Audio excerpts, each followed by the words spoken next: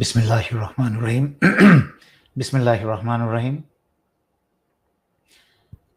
সংগ্রামরত ছাত্র জনতা, দেশপ্রেমিক বাংলাদেশি যে যেখানে আছেন, আসসালামু আলাইকুম। আমি অত্যন্ত চিন্তিত, ভাবনা জর্জরিত।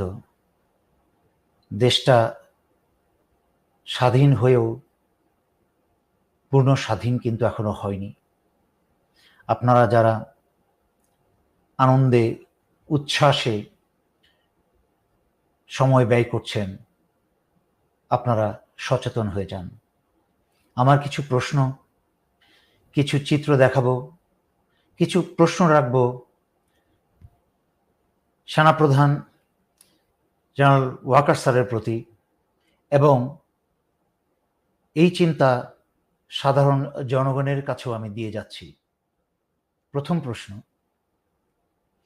স্বৈরাচারী শেখ হাসিনা কি আসলেই রিজাইন করেছে? কই তার পদত্যাগের কোনো স্বাক্ষরের ছবি, ভিডিও কিছুই তো এলো না, জনতার সামনে প্রকাশ করা হলো না। নাকি হাসিনা দেশ ছেড়ে আপাতত ভারতের নিরাপদ স্থানে চলে গেছে এবং সেখানে গিয়ে তার রিমোট সরকার গঠন করবে এবং ওখান থেকেই দেশের ভিতরে সকল নাশকতা চালাবে? হাসিনা অজিত দোভালের মতো একটা বদমাশের সাথে, যে আন্তর্জাতিকভাবে পরিচিত একটা গোয়েন্দা, তার সাথে যোগাযোগ করেই সব ব্যবস্থা করে গেছে। আমার মনে হয় সে যায়নি। এখন ভারতীয় গোয়েন্দা সংস্থা রকে দিয়ে বাংলাদেশে হত্যাকাণ্ড চালিয়ে এবং বাংলাদেশে র হিন্দুদের বাড়িতে এবং হিন্দুদের উপর আক্রমণ করে এটাকে একটা আন্তর্জাতিক বিষয় বানিয়ে ভারত ইন্টারফেয়ার করার চেষ্টা করবে, ক্ষমতাটা পুনরুদ্ধার করে আবার হাসিনাকে বসানোর জন্য। তাই সশস্ত্র বাহিনীকে বলবো, আল্লাহর রাস্তায় আপনারা নিজেদের ভিতরে মারামারি বন্ধ করে, এবং জনতাকে বলবো ভাঙচুর বন্ধ করে, ইনডিসিপ্লিন না হয়ে সচেতন হয়ে যান, একত্র থাকেন। সেনাপ্রধানকে আমি অনুরোধ করব, আপনি দেখেছেন নিশ্চয়ই ইতিমধ্যে, আপনি সেনাপ্রধানের দায়িত্বে আছেন, আপনি না দেখে থাকার কথা নয় এটা। তারপরেও আপনারা দেখেন কি হচ্ছে দেশে, যে সেনাবাহিনীর একজন সেনা সদস্য স্বীকারই করে নিল যে ভারতের রয়ের সদস্য তাদের অধীনে আছে। যেখানে জনগণ জবাব চাইছে যে কতজন আছে, সে স্বীকারই করে নিল যে আমি জানি না কতজন আছে। দেখুন, চুপ করেন না, ওনারা বলতে দেন। আমার হাতে থাকার সময় ঠিক আছে, আমরা যখন আনলোড করি তখনও ফায়ার হতে পারে। ঠিক আছে, আমরা তো এরকম না যে ভিতরে আপনি দেখছেন তাতে কন্টিনিউয়াস ফায়ার হয়নি, তো এটা বোঝাই যাচ্ছে যে একটা মিস ফায়ার হয়েছে। কতজন আপনার এরকম আছে? ইন্ডিয়ান পুলিশ আছে সংখ্যা এখনো বলতে পারে। আনুমানিক কতজন আছে? আপনারা আমাদেরকে একটু টাইম দেন, আনুমানিক কতজন হতে পারে? বিচার করবো, এই টাইমটা দেন। আমরা এখন কি নিয়ে গেছি, আমরা আপনাদের এখানে কেমনে আমরা এটা। সেনাপ্রধানের কাছে প্রশ্ন, সেনা তত্ত্বাবধানে কেন ভারতীয় খুনি বাংলাদেশের ভিতরে? বাংলাদেশের সার্বভৌমত্ব রক্ষা করার দায়িত্ব নিয়েছেন ওয়াদা করে, সেখানে কি করে আপনাদের জ্ঞানে অজ্ঞানে বাংলাদেশের ভিতরে ভারতীয় খুনি রয় সদস্য থাকবে? তার মানে বাংলাদেশের সার্বভৌমত্ব রক্ষা করায় আপনি ব্যর্থ হয়েছেন।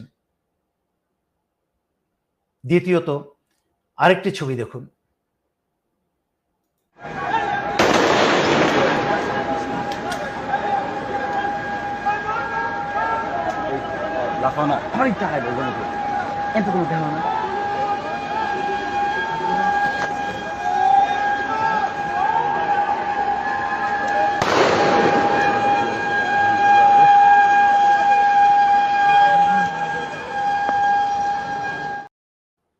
গুলি ছুটতে ছুটতে স্বাধীন বাংলাদেশের বুকের উপর দিয়ে কারা এরা চলছে, কি করেই চলছে?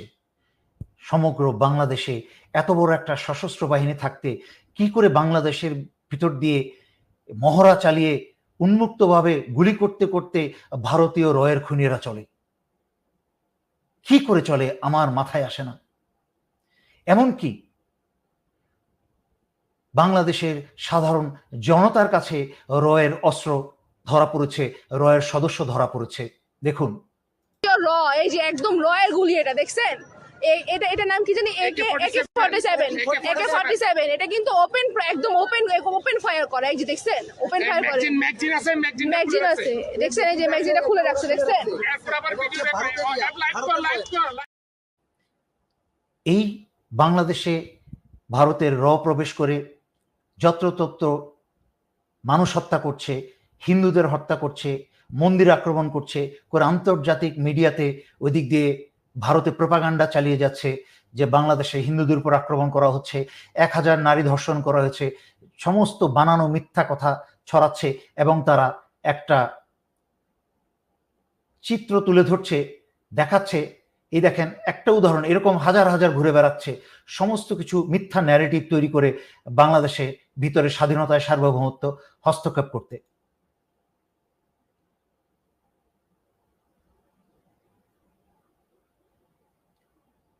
এখানে বলছে যে বাংলাদেশের ভিতরে এরকম হাজার হাজার ধর্ষণ হয়েছে, হিন্দুদের মারা হচ্ছে, সুতরাং ভারতীয় সেনাবাহিনীর বা ভারত সরকার বাংলাদেশে হস্তক্ষেপ করা দরকার। এগুলো ন্যারেটিভ তৈরি করে সারা দুনিয়ার সামনে দেখাচ্ছে। আমাদের কিন্তু বসে থাকার সময় নেই। স্বাধীনতা অর্জন করতে করতে কিন্তু আবার স্বাধীনতাটা হারিয়ে যাচ্ছে। আমি বারবার সতর্ক করছি, বিজয় কিন্তু ছিনিয়ে নিয়ে যাচ্ছে।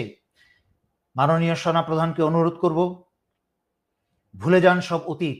বাংলাদেশকে বাঁচানোর জন্য আপনি এই মুহূর্তে ভারতীয় দূতাবাস ঘেরাও করুন এবং কোথায় কোথায় ভারতের রয়ের সদস্য আছে তা মিডিয়াতে পাবলিকে প্রকাশ করে দেন এবং সেনাবাহিনীর কাছে যারা বন্দী আছে তাদেরকে জিম্মি করে বলেন, ভারতকে বলেন, এই মুহূর্তের মাঝখানে তোমরা তোমাদের বাংলাদেশ থেকে যত রয়ের সদস্য আছে গোপনে প্রকাশ্যে তাদেরকে বের করে নিয়ে যাও, আর নয়তো যারা আমাদের কাছে জিম্মি আছে তাদেরকে আমরা হত্যা করব। প্লিজ করেন এটা। আর বাংলাদেশের নাগরিক যারা যেখানেই ভারতীয় নাগরিকদেরকে ভাড়া দিয়েছেন তাদের ঠিকানা যাচাই বাছাই করুন, তাদের পথ কোথায়। তারা যদি বলে তারা ভারতীয় দূতাবাসের কোনো, তাহলে ধরেই নেবেন যে তারা রয়েল। 1 ঘন্টার সময় দিন তাদেরকে আপনি বাড়ি ছাড়ার জন্য, আর নয়তো আপনাদের বাড়ি ঘর উড়িয়ে দেওয়া হবে। তার জন্য আপনাদেরকে জবাবদিহি করতে হবে, আপনাদেরকে অনেক ভোগান্তি সামনে আছে। সুতরাং এই ভারতীয় রকে যেখানেই পাবেন সারা বাংলাদেশে এদেরকে সোজা কথায় এদেরকে শেষ করে দেন। আমার এই কথাটা প্রত্যেকটা ছাত্র ছাত্রীর কানে পৌঁছে দেন, বাংলাদেশের প্রতিটা মানুষের কাছে পৌঁছে দেন। আপনারা স্বাধীনতার বিজয় উল্লাস বন্ধ করেন। স্বাধীনতা এখনো হয়নি। এখনো আমি বহুবার ব্যাখ্যা করেছি, গত 2-3 দিনের লাইভেও ব্যাখ্যা করেছি আমি, যে সেনাবাহিনীর একটা ট্যাকটিক্স আছে যে একটা জায়গা দখল করার পরে সেখানে আরো কি বলে আরো প্রহরী মোতায়েন করে চতুর্দিকে যেন পাল্টা আক্রমণ না আসে। কিন্তু আপনারা তা না করে, সচেতন না হয়ে আপনারা ভাঙচুর, লজ্জিত হওয়া উচিত আপনাদের। ছাত্ররা তোমরা যেই কাজ করেছো আমার সম্মানে মাথা উঁচু করে দিয়েছো, এখন তোমাদেরই দায়িত্ব যারা ভাঙচুর এবং খাবার দাবার চুরি করছে, বিভিন্ন জায়গায় ঢুকে যাচ্ছে না, যারা খারাপ তাদেরকে ধরো জেলে ঢুকাও, কিন্তু উচ্ছৃঙ্খল কাজ করবে না। শৃঙ্খলা যখন ভেঙে যাবে তখন কিন্তু কোনো কিছুই তোমাদের নিয়ন্ত্রণের মাঝখানে থাকবে না। তখন ছাত্রলীগ তোমাদের হয়ে ঢুকে কিন্তু তোমাদের বদনাম করবে। সচেতন থাকতে হবে। এই মুহূর্তে কিন্তু খুব সেন্সিটিভ একটা টাইম। তাই আমার কথা শোনো, ছাত্র নেতারা যারা যারা পারো, আমার কাছে আমার ফেসবুক ইমেল অ্যাড্রেস দেওয়া আছে, ফেসবুক পেজ থেকে তোমাদের নাম্বার আমার কাছে পাঠাও, আমার সাথে সরাসরি যোগাযোগ করো। এখন তোমাদের কারো টেলিফোন মনিটর করার মতো কেউ নাই, কারণ এখন সবাই ছেড়ে দেমা কেঁদে বাঁচে দৌড়াচ্ছে এবং ভারতীয় যে বহর দেখলে যাচ্ছে এরা মনে হয় বাংলাদেশ ছেড়ে পালাচ্ছে, কিন্তু এদেরকে পালাতে দেওয়া যাবে না। ওরা গুলি করে করে রাস্তায় ভয় দেখিয়ে দেখে পালাচ্ছে। এখন সারা বাংলাদেশের আমার মনে হয় এই যে লাস্টের যে ভিডিওটা দেখালাম যে গুলি করতে করতে রাস্তার উপর দিয়ে যাচ্ছে, আমার মনে হয় আমি গাড়ির পিছনে কিছু বিছানাপত্র দেখলাম। মানে এরা তো আবার স্বাধীনতা যুদ্ধের সময় যেরকম নামকা অস্তে 13 দিনের জন্য এসে সব চুরি করে নিয়ে গেছে। বাংলাদেশের জিনিসই চুরি করে গাড়ির পিছনে ওরা আবার বালিশ পোটরা এগুলা নিয়ে যাচ্ছে, তার মানে এরা সীমান্তের দিকে যাচ্ছে, হয়তোবা দূতাবাসের দিকে যাবে, সেখান থেকে সীমান্তের দিকে যাবে। বাংলাদেশ সশস্ত্র বাহিনীর সকল ডিভিশন কমান্ডারদেরকে অনুরোধ করছি, সেনাপ্রধানের আদেশের অপেক্ষায় থাকবেন না। আপনার যার যার নিজস্ব দায়িত্বপূর্ণ এলাকার মাঝে দিয়ে ভারতীয় বা ভারতীয় সৈন্য চলাচল করবে, তাদেরকে সেখানেই শেষ করে দিন। কোনো অনুমতি না, কোনো দয়া মায়া না। তোমরা খালি বুলেট কথার আগে বলি যে তোমরা কার অনুমতি নিয়ে বাংলাদেশের ভিতরে ঢুকেছো। সো বাংলাদেশের ভিতরে যেহেতু বাংলাদেশের স্বাধীন ভূমিতে পা দিয়েছে, তার মানে এটা হচ্ছে অ্যাগ্রেশন, তার মানে সম্পূর্ণ বাংলাদেশের সার্বভৌমত্বের বিরুদ্ধে আঘাত, এবং আপনার গুলি করার সম্পূর্ণ জাতীয় এবং আন্তর্জাতিক অধিকার আছে। আদেশ দিয়ে দেন সমস্ত, এবং ডিপ্লয়মেন্ট করে দেন, এবং ক্যান্টনমেন্টের ভিতরে একটা ডিফেন্স রাখুন নিজেদের জন্য, যেন ক্যান্টনমেন্টের ভিতরে কেউ কোনো অঘটন না ঘটাতে পারে। ক্যান্টনমেন্টের ভিতরে নিজস্ব নিরাপত্তা নিশ্চিত করে কয়েকটা কোম্পানি, প্রতিটা ব্যাটালিয়ন থেকে একটা কোম্পানি হলো আপনি এলাকায় বিভিন্নভাবে প্ল্যান করে ছড়িয়ে দেন, সবার মুখস্থ, সারা বছর ধরে আপনারা শীতকালীন মহড়া, গ্রীষ্মকালীন মহড়া করেন, যার যার দায়িত্বপূর্ণ এলাকা জানেন, সেখানে পাঠিয়ে দেন যে ভারতীয় সৈন্য দেখা মাত্রই, রয়েড লোক দেখা মাত্রই গুলি এবং হত্যা, কারণ সরাসরি আমাদের সার্বভৌমত্ব এবং স্বাধীনতায় আঘাত এটা। আমি আর লম্বা করতে চাই না, এই বলে শেষ করছি। ধন্যবাদ। আসসালামু আলাইকুম।